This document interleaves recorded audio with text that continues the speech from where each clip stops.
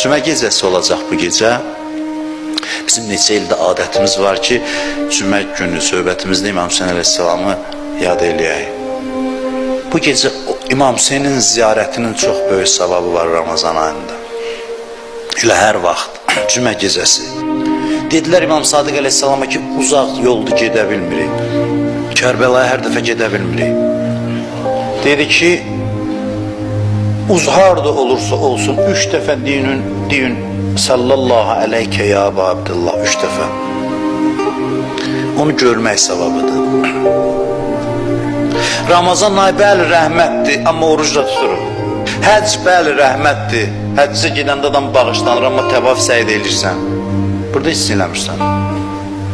Burada otursan, burada hər şey İmam Hüseyin eləyib. Burada desə, Əssalamu aleykə ya Əbu Abdullah və salam. Bundan görün böyük rəhmət var.